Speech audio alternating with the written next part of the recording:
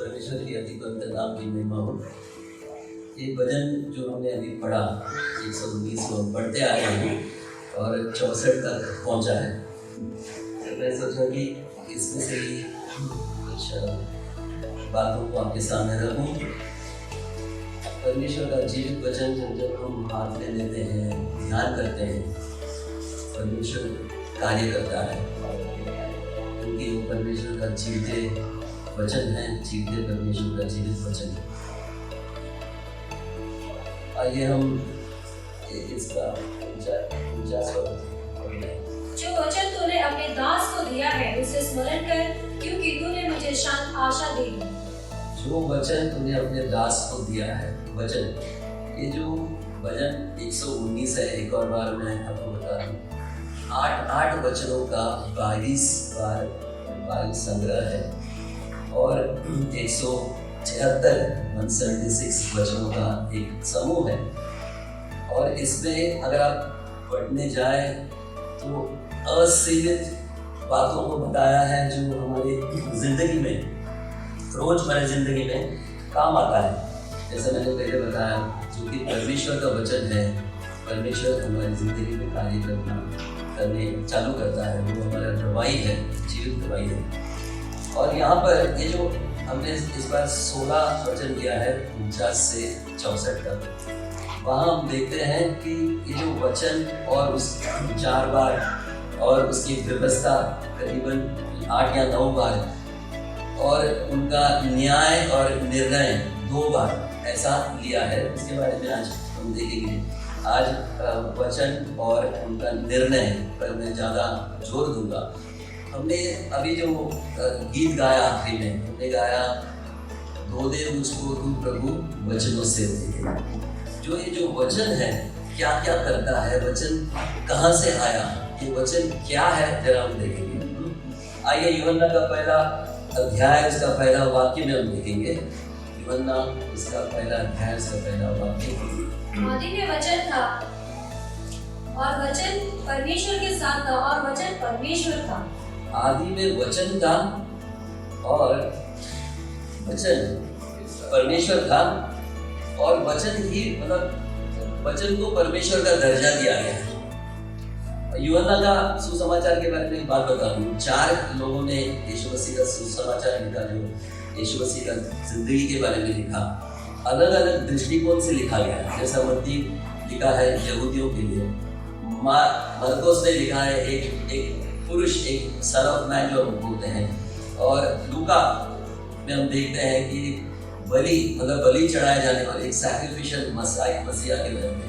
और यूहन्ना जब सुसमाचार लिखता है, वो यीशु मसीह को सचमुच परमेश्वर का दर्जा देते हुए, परमेश्वर का जीवित वचन है करके बताते हुए वो लिखता है। और आगे चल के जो प्रकाशित वाक्य जो दिया गया, वो भी यूहन्ना को दिया गया, आपको पता है। और ये जो वचन, जैसा लिखा है, आदि में वचन था। आइए उत्पत्ति का पुस्तक निकाले, पहला अध्याय, इसका पहला वाक्य हम देखेंगे। आदि में परमेश्वर ने आकाश और पृथ्वी की सृष्टि की। परमेश्वर ने आकाश और पृथ्वी की सृष्टि की, और आदि में वचन था, वचन परमेश्वर के साथ था, वचन परमेश्वर था। मतलब परमेश्वर और वचन अलग नहीं है। और जब हम इस सृष्टि की बातों को देखता है, अलग अलग लोग अलग अलग तरीके का सिद्धांत इस पृथ्वी में दिया है। आपको पता है कि बहुत से लोग ऐसा विश्वास करते हैं कि हमारा पूर्वज बंदर थे। तो बोलते हैं कि जब हमारे बच्चे कूदते हैं, बोलते हैं कि ये बंदर है, बंदर जैसा कूदते हैं। लेकिन धीरे बंदर का पूंछ चला गया और हम खड़े हो गए और चलने लगे, इंसान बन गए। लेकिन हमारा सवाल है, तो ये आधा पूंछ वाला बंदर कहाँ है?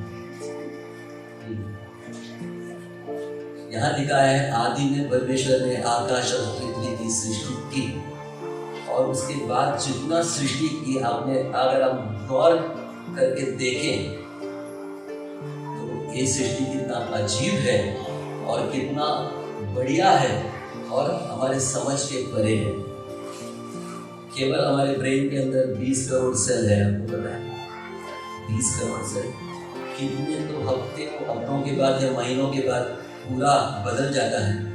ये जो 5 साल के बाद मेरा ये जो त्वचा सब है वो आज जो है वो नहीं है, बदल चुका है, सिवाय मेरे दिमाग की। अगर मेरा दिमाग भी बदल दिया होता मैं किसी को पहचान नहीं पाता, तो याद नहीं कर पाता। इतना बेहतरीन तरीके से जो आप बाल देख रहे हैं, जो तेजी से ये बढ़ता है, अगर ये बढ़ने लगे यहाँ का बाल तो क्या होगा?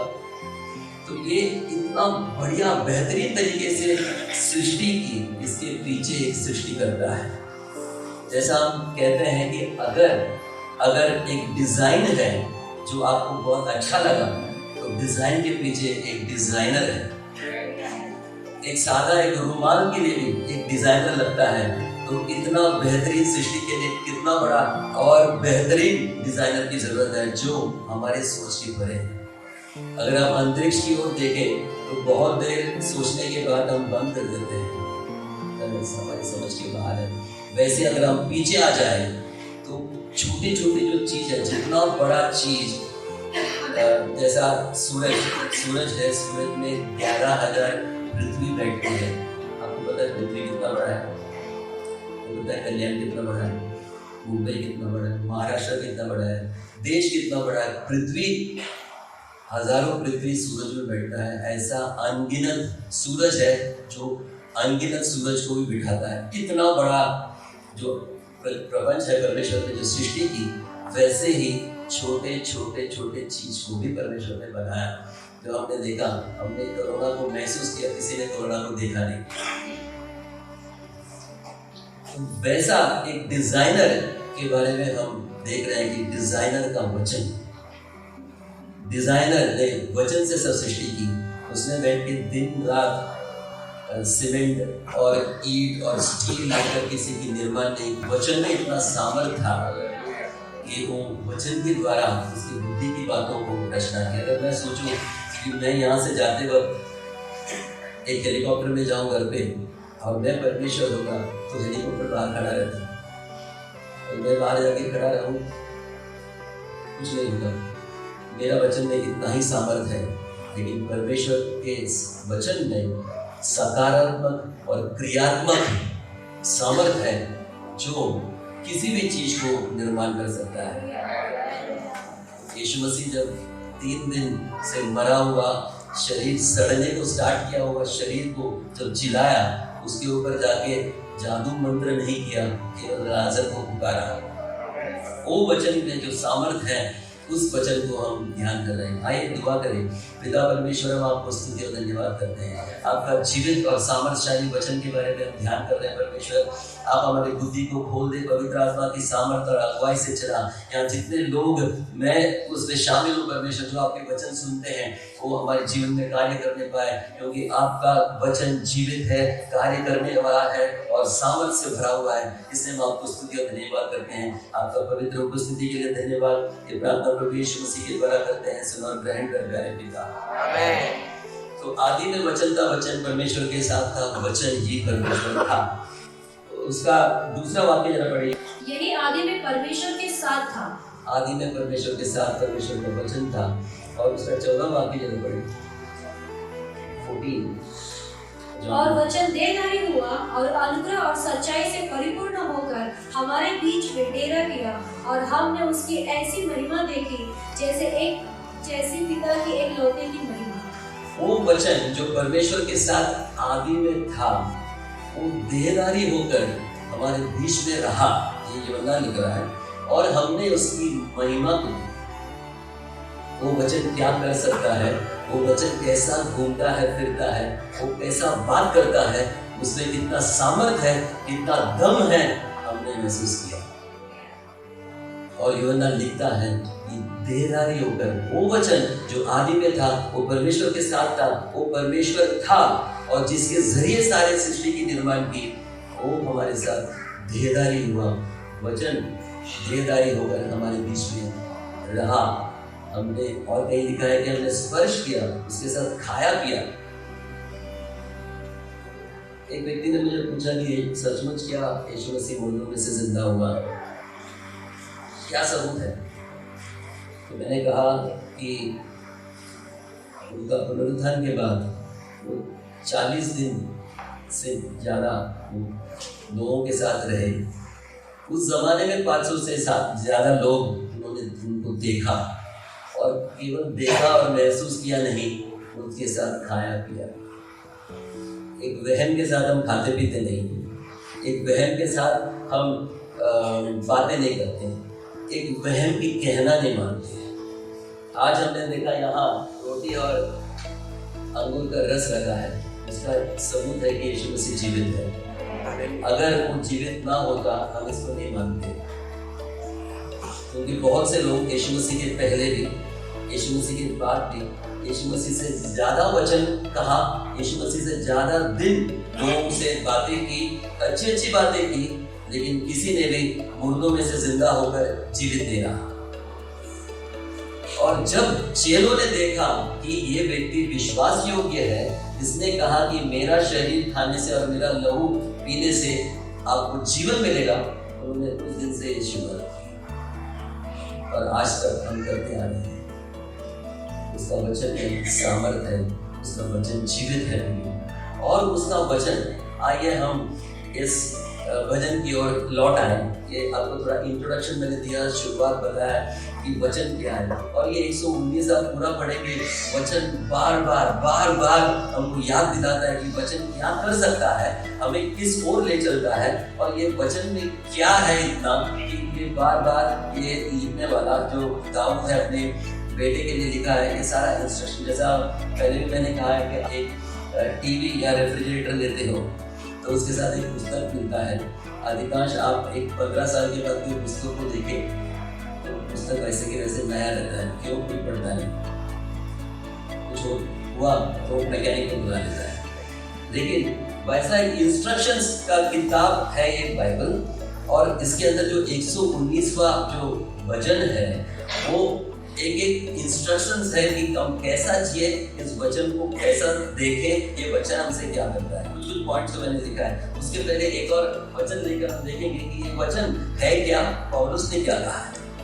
आइए इब्रानियों का पत्री में आइए, उसका 4:12 सबको पता है ये वचन क्या है, लेकिन हम दोहराएंगे इसको, वापस पढ़ेंगे। क्योंकि परमेश्वर का वचन जीवित, क्योंकि परमेश्वर का वचन जीवित और प्रबल शक्तिशाली, और हर एक दोधारी तलवार से भी खूब चोखा है, और दोधारी तलवारों से भी अधिक तेज छोटा, और प्राण और आत्मा को और गांठ और गुदे को अलग करके आर पार छेदता है। प्राण, आत्मा, गुदे, हड्डियों को, मांस को सब छेदता है। मतलब परमेश्वर का वचन आगे, और मन की भावनाओं और विचारों को जांचता है। मन की भावनाओं को, विचारों को जांचता है। ये हमारे लिए एक चेतावनी है। हम बहुत से डायलॉग्स मारते हैं, बहुत से चीज हमारे मुंह से कहते हैं, भूल जाते हैं कि ये परमेश्वर का वचन जो कि जीवित है, ये हमें जांचता है। मैं भी अनेक बार, मैं इस वचन के सामने अपने आप को समर्पित करता हूँ, क्योंकि मैं भी अनेक बार फालतू का बात किया है और फिर सोचा कि क्यों मैंने ऐसा बात किया। परमेश्वर का वचन हमारे मन को जांचता है। एक और बार शुरुआत से पढ़े, आप जरा ध्यान दें, क्योंकि ये परमेश्वर का वचन के बारे में है। परमेश्वर का वचन, क्योंकि परमेश्वर का वचन जीवित और प्रबल और हर एक दोधारी तलवार से भी, हर एक जितना भी आप तलवार बनाए उससे अधिक तेजोमय है, और प्राण और आत्मा को और गांठ और गुदे को अलग करके आर पार छेदता है। अलग करके आर पार मतलब अपने अंदर जाता है, और मन की भावनाओं और विचारों को जांचता है। मन की भावनाओं और विचारों को जानता भी है, जांचता भी है। अगर हम कुछ कहें और कुछ अलग सोचें तो परमेश्वर का वचन हमें जांचता है। कुछ बोले और उसका मतलब कुछ और है। किसी को बोलते हैं कि आपको ये पसंद आया, लेकिन मन बोलता है कहाँ पसंद आया। तो ऐसे भी वचनों को एक जीवित वचन जांचता है, और परमेश्वर का वचन अंदर जाता है, छेद बनाता है, और परमेश्वर का वचन के साथ रहना भी एक विश्वासी का एक परम एक जिम्मेदारी है। क्योंकि हमने देखा शुरुआत में ये परमेश्वर का वचन वो परमेश्वर से अलग नहीं कर सकता। आदि में जब था, आज भी परमेश्वर का वचन वही सामर्थ्यशाली है। इसलिए एक छोटा सा एक बंदा, मेरा जैसा एक व्यक्ति, एक पापी व्यक्ति किसी को बोलता है कि यीशु मसीह के नाम पे चंगा हो जा, चंगा हो जा। बहुत बार हमने देखा है कि परमेश्वर का वचन जब हम लेकर इस्तेमाल करते हैं, अभी तकलीफ कहाँ होता है, अब क्यों होता है, वो भी हम देखेंगे कि परमेश्वर का जो वचन है और जो नियम है, जो व्यवस्था है, उससे हटे हुए भी बहुत बार हम देखते हैं कि इसके अंदर ये देखिए वचन में आइए, फर्स्ट वचन में पढ़े। अभिमानियों ने मुझे अत्यंत ठट्ठों में उड़ाया है, तो भी मैं तेरी व्यवस्था से नहीं हटा। बहुत से बार हम देखते हैं कि अभिमानी बहुत बड़े बड़े लोग हमको ठट्ठे में उड़ाते हैं और बहुत से ऐसी बातें करते हैं जो हमें ठेस पहुंचती है। लेकिन यहाँ लिखने वाला क्या कहता है कि मैं तेरी व्यवस्था से नहीं हटूंगा, क्योंकि उसको पता है कि व्यवस्था भी वचन के द्वारा आया है, परमेश्वर का मुंह से निकला हुआ व्यवस्था, और उस व्यवस्था से नहीं छोड़ना अपना मकसद रहना चाहिए। इस वचन से अलग, इस व्यवस्था से अलग हम अगर गए तो जो पुराने नियम में जब लोग व्यवस्था से हट गए तो क्या हुआ। यिर्मयाह में आए, यिर्मयाह की भविष्यवाणी उसका 8वां अध्याय है, 9वां वचन। बुद्धिमान लज्जित हो गए, वे विस्मित हुए और पकड़े गए। देखो, उन्होंने यहोवा के वचन को निकम्मा जाना है, उनमें बुद्धि कहाँ रही। जो परमेश्वर का वचन को ठुकरा देता है, क्या होता है, बुद्धिहीन हो जाता है, निकम्मा ठहराता है। आपको लगेगा कि उसने कहा वो बहुत बढ़िया चीज है, वहाँ हम कह भी देते हैं, मुझे लगता है कि बहुत ज्ञान भरा है, लेकिन परमेश्वर का वचन के बाहर है तो वो बुद्धिहीनता बन जाती है। अपने मुंबई में ही परमेश्वर ने लोगों का बोला हुआ वचन और डायलॉग्स बाद में उनके ऊपर ही कैसा डाल दिया, आज भी जीवित सबूत है, जो मैं यहाँ पर आपको खुलासा नहीं करना चाहता हूँ। लेकिन परमेश्वर जो आदि में था वो आज भी ना बदलने वाला परमेश्वर है, वैसा ही है। उसका वचन, उसका व्यवस्था, उसका कैरेक्टर, उसका गुण बदलता नहीं। चाहे हम बदले, हम यहाँ वहाँ चले जाए, हम मायूस हो जाए, हम परमेश्वर की उपस्थिति से निकल जाए, परमेश्वर नहीं बदलता। परमेश्वर वही का वही है। परमेश्वर का वचन वैसे ही प्रबल है, वैसे ही जीवित है।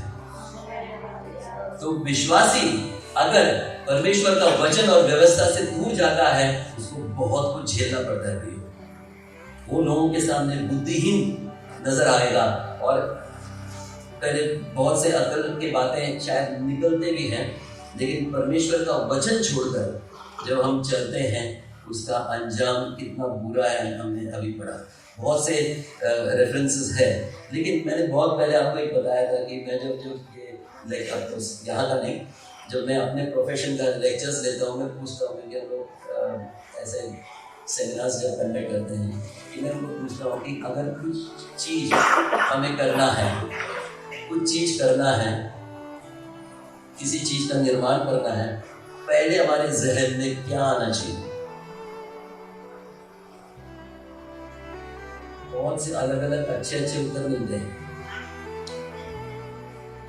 मैं आपसे पूछ रहा हूँ, हम कुछ भी करें, पहला हमारे चीज में अपने जहन में क्या आना चाहिए?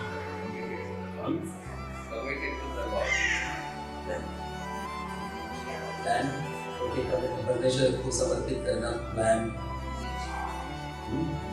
सब्जेक्ट। हमारे भाषा में हम लोग तो हमारे सेमिनार बोलते सेफ्टी, डिज़ाइन, कैलकुलेशन, ये सब आता है। तो वैसे ही, लेकिन मैं जल्दी से बोलूँ, समय हमारे पास सीमित है, तो मैं कहता हूँ कि अगर हम कुछ भी करें, थोड़ा देर के लिए भूल जाए कि हम विश्वासी हैं, हम कुछ भी करें, हमको एक रेफरेंस होना चाहिए। रेफरेंस, रेफरेंस में हिंदी में क्या होता है? मापदंड। मापदंड होना चाहिए जिसके जरिए, जैसा मैंने बहुत पहले एक उदाहरण दिया था कि हमको जो 1 मीटर है जो टेलर नापता है या आप नापते 1 मीटर, वो 1 मीटर है करके कैसा पता? टेप में है। टेप में है। वो टेप में कहाँ से आया? दूसरे टेप से आया। हाँ? किसी ने तो लिखा है। कौन लिखा? आपको पता है अपने देश के राजधानी दिल्ली में करीब 22 या 23 डिग्री में एक स्टील का एक मेजरमेंट रखा है जो 1 मीटर का है। वो आप पूछेंगे कि वहाँ कैसा है? उसको इसके पहले स्वीडन में इंटरनेशनल जो रूल है या स्टैंडर्ड है उसके हिसाब से वो 1 मीटर है, उसका आप गूगल मैप पे देख सकते हैं। और वहाँ से आया है दिल्ली में, दिल्ली से आया हमारे टेलर के पास। आप समझे डिफरेंस? मतलब किसी भी चीज के लिए एक मापदंड या रेफरेंस क्या होना चाहिए, ऐसा वैसा नहीं चलेगा। एक कहानी मैंने सुना था, एक लड़की अपने सहेली को बुलाया और घर पे उसको दावत देने के लिए चिकन का करी बनाया और छोटे छोटे टुकड़े बनाकर करी बनाया। वो तो करी बहुत बढ़िया है, लेकिन ये बड़ी फैमिली में रहती थी तो ये छोटे छोटे पीस क्यों? वो तो मेरे माने तो ऐसा बनाया छोटे छोटे का। तो माँ को बुलाया, माँ को बोला कि माँ ये पूछ रही है कि छोटे छोटे क्यों, ऐसे ही क्यों, बड़ा काटा तो क्या होगा? तो मेरा माँ ने मुझे सिखाया कि छोटे छोटे छोटे का। तो उस घर में नानी थी, तो नानी के पास ये दोनों की नानी आपने जो बताया छोटे छोटे छोटे कर बड़ा किया तो क्या होगा? तो क्या प्रॉब्लम है? एक बार बर्तन ही छोटा था इसने मुझे छोटा। तो रेफरेंस बर्तन नानी नहीं। तो हमारा जो रेफरेंस है, एक विश्वासी का रेफरेंस परमेश्वर का वचन होना चाहिए। हम कुछ भी करें, कुछ भी बताएं, कुछ भी सोचें, अगर वचन से बाहर होकर हम सोचते हैं वो रेफरेंस चूक गया। तो घूम फिर के अगर हम रेफरेंस परमेश्वर का वचन, ये जीवित वचन, ये प्रबल वचन, ये दोधारी तलवार जैसा तेजोमय वचन, तो अगर हम रेफरेंस नहीं मानेंगे, हमारा जो जीवन है डगमगेगा, हमारा जीवन सही रास्ते पे नहीं होगा। हम केवल डायलॉग्स मारते रहेंगे, अपने आप में हम सोचेंगे कि हम बहुत बुद्धिमान हैं। अगर ये वचन के आधार पर हम सोचते हैं तो हम समझ में आता है कि हम कितना सुधरना बाकी है। आज सुबह मैं चाय पी रहा था, मेरे मन में कुछ आया, इसके बारे में तुरंत जाके मैंने चेंज किया और अलग प्रिंट लिखा। परमेश्वर ऐसा बात करता है और बताया कि एक बार ऐसा भी आया कि ये बात करने के लिए लायक नहीं है। तो मैं बोला नहीं, ये कुछ गड़बड़ है, क्योंकि मैंने पढ़ा है कि जब एक व्यक्ति प्रचार करता है वो परफेक्ट नहीं होता, वो भी परफेक्ट बनने के लिए वचन प्रचार कर रहा है। आप जितना आपको इस वचन की ज़रूरत है, उससे शायद ज़्यादा मुझे ज़रूरत है। परमेश्वर के वचन के सामने हम समर्पित करना, उसके अधीन होना बहुत ज़रूरी है प्रियो। अगर हम वचन में नहीं बने रहेंगे तो हम ये जो एकांबर जो वचन में दोबारा पढ़ना, Psalm 119:51। अभिमानियों ने मुझे अत्यंत ठट्ठों में उड़ाया। जब लोग ठट्ठों में उड़ाएंगे, हमारे पास वचन नहीं रहेगा। जब हम तकलीफ में रहेंगे, ये वचन हमारे साथ नहीं रहेगा, तो क्या फायदा? बहुत सालों पहले अपना यहाँ कल्याण पुलिस स्टेशन में एक बात हुआ। एक परमेश्वर का दास के ऊपर बलात्कार का आरोप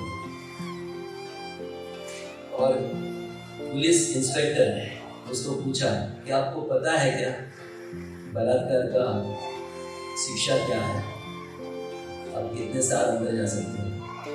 तो परमेश्वर का दास ने बोला कि उसके हाथ में बाइबल था, मतलब कि साहब आप जो शिक्षा देते हैं उससे भयानक शिक्षा इसके अंदर लिखा है, मैं उससे डरता हूँ। अगर परमेश्वर का वचन हमारा रेफरेंस है, हमारा परमेश्वर का वचन हमारा आधार है, हमें और कोई चीज़ डरा नहीं सकता, हम भटक नहीं सकते। है कि परमेश्वर का वचन के साथ परमेश्वर है, आदि में वचन का वचन परमेश्वर है। तो ये वचन अगर हमारा रेफरेंस नहीं है, ये वचन के आधार पर हम बातचीत नहीं कर रहे, ये वचन के आधार पर हम डायलॉग्स नहीं मार रहे हैं, तो कुछ फायदा नहीं है। तो हम देखेंगे कि ये वचन क्या क्या देता है, क्या है ये वचन। पहला, मैंने कुछ 8-9 चीजों को लिखा है। पहला, ये वचन अनंत जीवन देता है। मार्ग, सच्चाई और जीवन नहीं हूँ। यीशु मसीह ने कहा मैं जीवन देने आया हूँ, मैं जीवन हूँ। मोटाई से जीवन देता है, लेकिन मार्ग, सच्चाई और जीवन नहीं हूँ, यीशु मसीह ने कहा। दूसरा, आशा देता है, होप। ये वचन को जब आप थामे रहोगे, आपको किसी भी परिस्थिति में एक आशा मिलती है, दिल में एक प्रेरणा मिलता है, एक दिलासा मिलता है। और जो व्यक्ति इस वचन को अपने मन में, जहन में रखता है, वो आत्महत्या नहीं कर सकता, वो निराश नहीं हो सकता। आंधी तूफान आएंगे, जैसा कहा, आंधी आएगी, तूफान आएंगे, लेकिन हमें स्थिर करने वाला, जैसा हमने आंधी गीत में कहा, वो तू भी मेरी चट्टान, तुझमें स्थिर रहूं बसेरा। उसमें स्थिर रहने की जरूरत है। परमेश्वर का वचन हमें आशा देता है, निराशा के जाल में नहीं फंसाता, निराशा में नहीं ले जाता। जब यीशु मसीह चेलों के साथ नाव में जा रहे थे, आंधी आया, तूफान आया, तो वो सो रहे थे। आपको सबका कहानी पता है, यीशु मसीह केवल आंधी और तूफान को अपने वचन से शांत किया। उनके साथ, उस लहरों के साथ कुश्ती नहीं लड़ी, उसको हाथ से रोकने का कोशिश नहीं किया, उसको डराया नहीं, धमकाया नहीं, केवल कहा शांत हो जाए। तो चेले केवल खुश नहीं हुए, वहां लिख के रखा है, वो कहने लगे आपस में, आंधी और तूफान भी इसका कहना मानता है। तो है कौन? आंधी और तूफान भी कहना मानता है। कोई बच्चे माँ बाप का कहना नहीं मानते, आंधी और तूफान इसका कहना मानने वाला परमेश्वर है। ये परमेश्वर का वचन के सामने पर्वत भी कांप उठते हैं, ऐसा परमेश्वर का। और वो वचन जब हमारे अंदर है, हम क्यों कांपेंगे, हम क्यों निराश होंगे? हम केवल गीत गाने से नहीं, जब आप गीत गाते हैं उसका मतलब को जरा देखिए। आंधी आने दो, तूफान आने दो। आजू बाजू में कुछ तूफान, आंधी नहीं है। मैं हमेशा कहता हूँ कि ऐसे लोगों के बीच में ताली मारकर गीत गाना बहुत आसान है। बात यही, जब 2 झापड़ पड़ेंगे, 2 गालियां पड़ेगी, आपका नाम को आपको इंसल्ट करता है, कट्टे में उड़ाता है, अगर तभी भी आप स्थिर रह पाए, आपके अंदर वचन है। अगर तभी आप उड़ के तो और चाटा मारेंगे, और गाली देंगे, आपका नाम पे जो कलर लगा वो मिटाने के पीछे लगेंगे, आपके अंदर वचन नहीं है।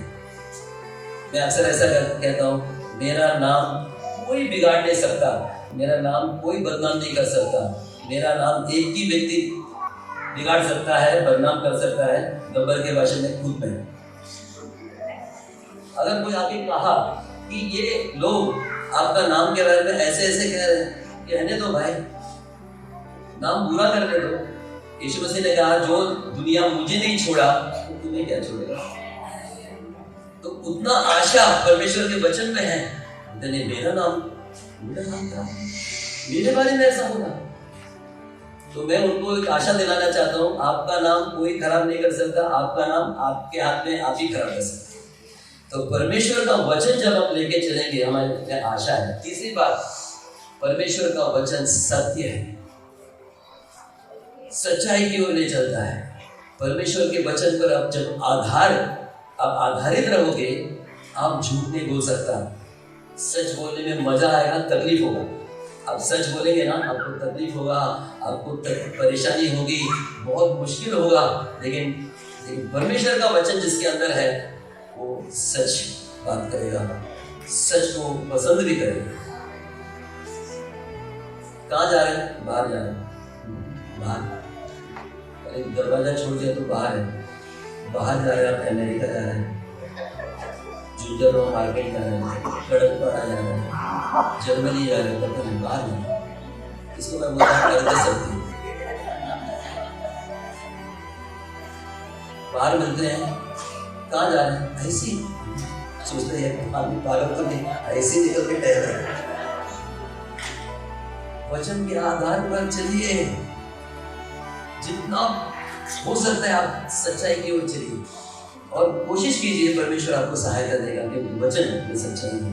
चौथा है हमारे, जैसा पास्टर साहब ने कहा कि हमको अपने मार्ग के लिए दीपक और उजियाला, lamp at feet and path, अपने पैरों के लिए मार्गदर्शक है, दीपक है ये वचन। हम वचन के बारे में ध्यान कर रहे हैं, वचन से बाहर मत जाना। पांचवा है हमें पाप करने से रोकता है, क्योंकि पाप क्या करता है हमको? पाप हमको क्या करता है? विश्वासी से सुनिए, पाप क्या करता है हमें?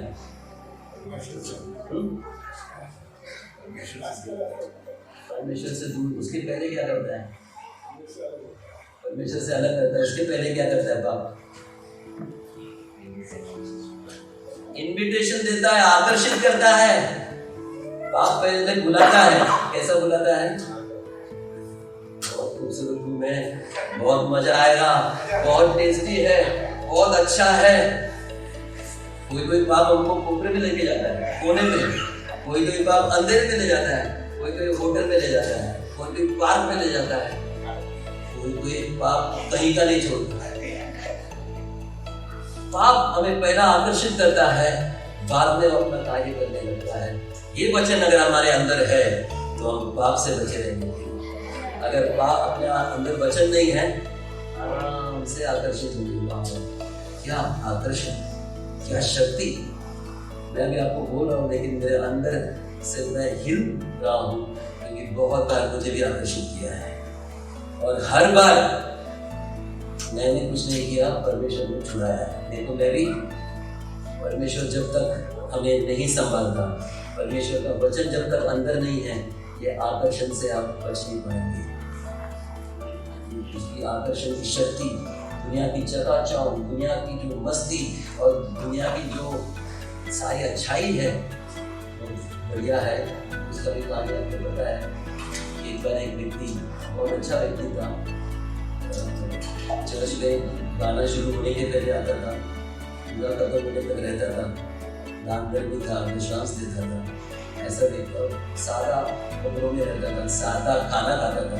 व्यक्ति मर गया। ये कहानी है लेकिन दृष्टांत है, इसमें सीखना है। तो व्यक्ति मर गया तो इतना अच्छा खुश हो गया, स्वर्गदूत उसको बोलता है कि तू नरक में भी तू जा सकता है, स्वर्ग में भी जा सकता है, तेरी इच्छा पे छोड़ दिया क्योंकि तू अच्छा था। तो बोला ठीक है, मैं तो अच्छा तो जिंदगी जिया, स्वर्ग में जाके मैंने सुना है लोग आराधना ही करते हैं, चलो मैं नरक में जाता हूँ। तो नरक का जैसे ही दरवाजा खोल रहा है, उसने देखा लोग गाना गा रहे हैं, मजा कर रहे हैं, अच्छे खाना खा रहे हैं और मजा मार रहे हैं, अच्छे कपड़े पहने हैं। लेकिन स्वर्ग की देखी, स्वर्ग में देखा तो सब आराधना कर रहे हैं, सबका कपड़ा वाइट, कोई कलर नहीं। ये तो मैं पृथ्वी में भी करता था, चलो मैं नरक में जाता हूँ। जैसा उसने बोला ठीक है, तुमने सोच लिया। और वो जब दरवाजा खोल के अंदर डालता है, आग ही आग बाहर आता है।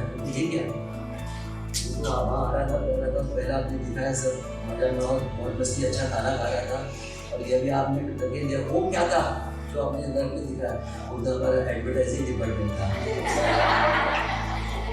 बता रहा था आपको कि नरक में क्या क्या होता है। लेकिन ये सब नहीं होता, ये दिखावा है, असली नरक ये है। तो आकर्षण भी वैसा है, बहुत अच्छा दिखता है। अगला हमें ज्ञान देता है।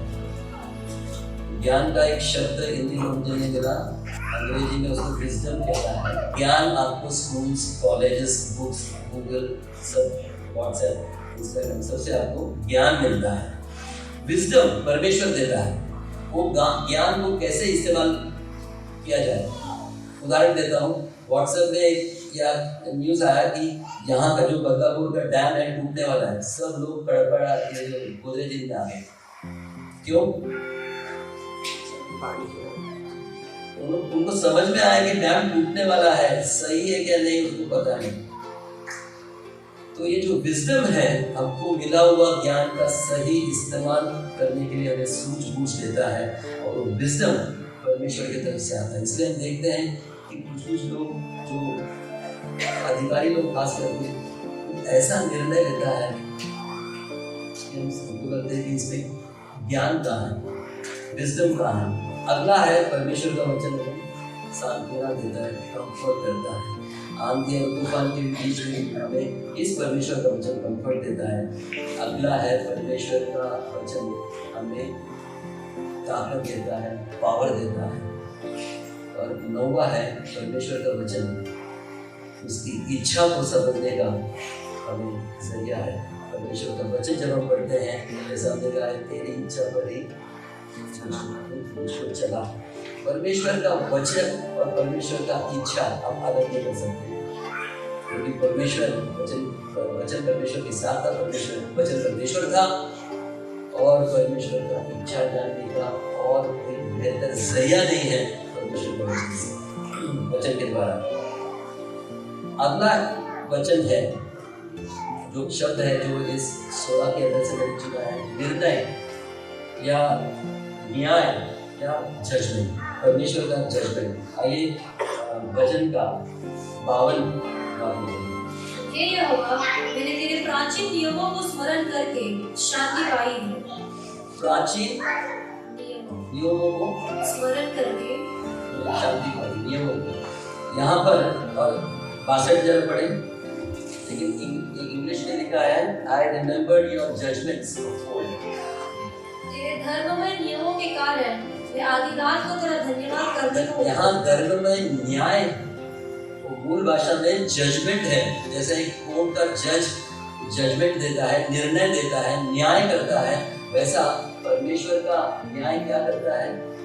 हे यहोवा, मैंने तेरे प्राचीन नियमों को स्मरण करके शांति पाई है। शांति पाई है, इंग्लिश में लिखा है आश्वासन पाया है। क्या? परमेश्वर के न्याय करने के तरीके। ये जब हम भूल जाते हैं कि परमेश्वर न्याय करने वाला परमेश्वर है, उसका जजमेंट अति उत्तम है, जब हम भूल जाते हैं, हम खुद न्याय की तलाश में निकलते हैं। कभी कभी हम खुद न्याय कर बैठते हैं। हमारा जजमेंट गलत हो सकता है, परमेश्वर का नहीं। अगर हम परमेश्वर का वक्त के लिए हम इंतजार करें, सही वक्त पर सही तरीके का न्याय करता है। कभी कभी हम चाहते हैं कि उस व्यक्ति का ना काम टूट जाए, परमेश्वर नहीं तोड़ता। परमेश्वर को पता है क्या तोड़ना है, कब तोड़ना है, किसका तोड़ना है, शायद मेरा ही टूटे। तो परमेश्वर का न्याय उतना उत्तम है, उतना सही है कि उसमें खुद समझने वालों को, परमेश्वर का न्याय का तरीका समझने वालों को आश्वासन देता है, सांत्वना देता है। हमारे में बेचैनी क्यों? हम क्यों परेशान रहते हैं? हम क्यों बेचैन रहते हैं? क्योंकि इस परमेश्वर का वचन में नहीं रहते और इस परमेश्वर का न्याय के बारे में हमें पता नहीं। अंदर स्थिरता जब आता है, जब हम इस परमेश्वर को समझता है कि ये परमेश्वर सही न्याय देने वाला परमेश्वर है, ये परमेश्वर हमें आश्वासन देता है और उसके नियमों पर चलने वाला परमेश्वर लोगों को, ये परमेश्वर स्थिर बनाता है। ये परमेश्वर को एक वाक्य, मतलब एक सेंटेंस में, एक वर्स में कैसा वर्णन किया, देखो व्यवस्था विवरण में आइए, ड्यूटोनॉमी उसका 35वां अध्याय में आए, ड्यूटोनॉमी चैप्टर 32 वर्स 4। वो चट्टान है, उसका काम खरा है, परफेक्ट है, सारी गति न्याय की है, वो सच्चा ईश्वर है, सच्चा ईश्वर है, उसमें कुटिलता नहीं, वह धर्मी और सीधा है। वो धर्मी और सीधा है। आप ये उल्टा कीजिए, मैं धर्मी नहीं, मैं सीधा नहीं, मैं न्याय नहीं दे सकता, लेकिन जो कुछ मैं नहीं कर सकता परमेश्वर करता है। परमेश्वर कल्वरी की क्रूस पर कर चुका है यीशु मसीह के जरिए, इसलिए मैं केवल विश्वास करना है और वो मेरे अंदर लेना है। इस परमेश्वर मुझे स्थिर करता है। चट्टान है परमेश्वर, शुरुआत है, ही इज अ रॉक। परमेश्वर चट्टान है और उस चट्टान पर अगर हम घर बनाए, उस चट्टान पर हम विश्वास करें, तो कैसे हम हिलें, कैसे डगमगाएंगे, कैसे हम परेशान होंगे, कैसे यहाँ वहाँ दौड़ने की जरूरत नहीं, सर पीटने की जरूरत नहीं, कंप्लेन करने की जरूरत नहीं। लोग कंप्लेन करते करते जिंदगी बीत जाती है उनकी कि मेरा ये हो रहा है, वो हो रहा है, ये पता नहीं। अरे तुम इस परमेश्वर को जान कि जो तेरे साथ कौन है। ये परमेश्वर सच्चा है, उसका न्याय सच्चा है। जैसा हमने देखा कि परमेश्वर का वचन क्या क्या करता है। एक तो परमेश्वर जबकि न्यायी है, वो खरा है, हमें डगमगाने की जरूरत नहीं। वो धर्मी है, इसलिए हमें हिम्मत मिलती है। और ये समझने के बाद परमेश्वर धर्मी और न्यायी है और खरा है, चट्टान है, इसलिए हम क्या करेंगे? हम डगमगाएंगे नहीं, हम गिलेंगे नहीं। और वो हमें आशा देता है। घूम फिर के परमेश्वर का वचन भी तो आशा देता है, क्योंकि परमेश्वर की वचन है, वचन ही परमेश्वर है। आदि में वचन था, वचन परमेश्वर के साथ था, परमेश्वर ही वचन था, और वो भेदाई करता हमारे यीशु मसीह के रूप में आया और आंधी और तूफान को थमा दिया, मुर्दों को जिलाया, लोगों को खिलाया पिलाया, और एक जीवित आशा। प्रेरित पतरस कहता है कि मरा हुआ नहीं, यीशु मसीह के जरिए एक जीवित आशा हमें दी है। ये जो जीवित आशा मतलब देने वाला व्यक्ति भी जीवित है, यीशु मसीह जीवित है। सबूत है कि उसने हमें जीवित आशा दिया है। इन वचनों के साथ परमेश्वर आप सबको आशीष दे।